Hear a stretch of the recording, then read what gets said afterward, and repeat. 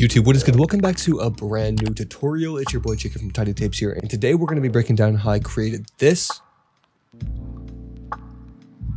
If you guys want to download any of the assets I used to create this, it'll be linked in the description below so you guys can follow along with the tutorial. Alright guys, so we are in After Effects here. We have this clip from the SoFaygo Let's Lose Our Minds music video. Now to get started, we're going to drag and drop our comet in. I like it about there, and we're going to turn that off for now. Alright guys, now first step is clicking on the clip. We're going to track the camera. We have to make sure this shit is tracked so we can composite the footage in. This footage is extremely shaky. I'm going to show you guys the sauce and how to make it look good. Alright guys, so once we have our footage tracked, we're going to click on it and we're going to have all these track points here. You guys are going to have this target. We're going to create a solid in camera and see how that looks tracked. Looks pretty good. So we're going to press Ctrl-Z and we're going to create a null in camera. Now doing that, we're going to turn this footage back on and we're going to make sure we click on the 3D icon to make it a 3D layer. And we're going to play that. And as you guys can see, that is tracked there. And now to get rid of the black background, what we're going to do is we're going to click on it, toggle switches and modes, and we're going to go over and change that to screen. And then holding scale, we can position it wherever you guys want. And then pressing R, we can change the orientation here. Now, if you guys feel like it's not as tracked as it could be, this is a tip right here. Go into the position for it and the Z position back here, just send it as far back just like that and see how it looks.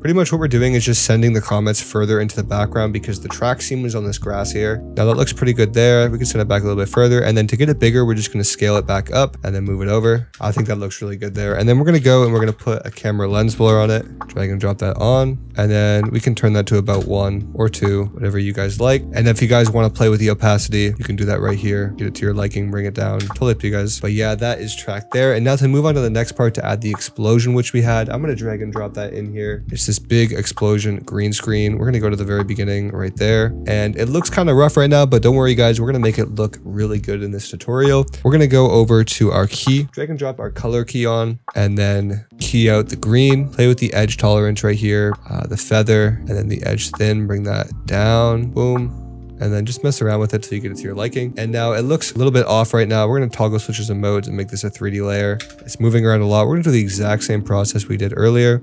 Cool. And now to really blend it into the background, guys, this is very important. We're going to go and we're going to add a lumetri color on it, put a basic correction, and we can turn up the contrast and completely kill the highlights here and then kill the whites a little bit. Not too much though. All right. Maybe even play with the saturation a bit. And then a really important part is adding that camera lens blur again to make it blend in. And I'm just going to resize this and rotate it a little bit. Cool. Put that right there.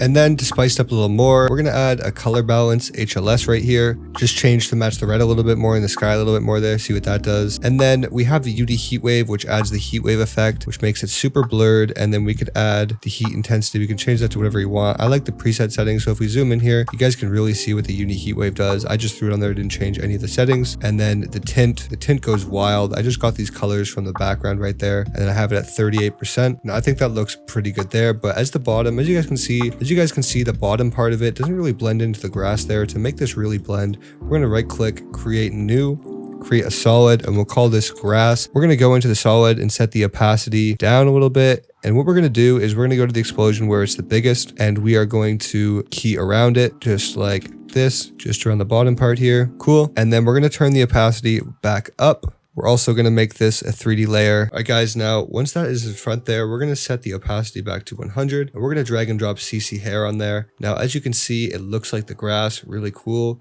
We're going to go to density and turn that up, play with the length a bit there. And then we're going to go to hair color, and we're going to use this as reference here to match that grass there. And you guys can play with the weight, the thickness, get it to match it as nice as possible. Play with the hair fall map just to get it a little bit bendy. Cool. And then to really get it matched, we're going to throw on that camera lens blur. We're just going to go into our 3D settings here, scale it up just like that, and see how it looks tracked. Now it's a little bit wild tracked. So like we said, we're going to send it into the background by sending it back into the Z-axis until I feel like it's tracked enough, and then turning up the scale to compensate for that. And then you can always play with the mask to add more grass. And yeah, guys, I think that's one of the most important parts about selling this effect here is adding that grass there to cover it up. But yeah, guys, that is pretty much it for this tutorial. If you guys want to go download any of the assets, they'll be linked in the description below so you guys can recreate this on your videos. I only used one comet, but there's about 25 of them in there, and there's one explosion. If you guys like this video, I recommend checking out our last video alongside a playlist of a bunch of tutorials I know you guys will mess with. Thank you guys so much for watching, and I'll catch you guys in the next one.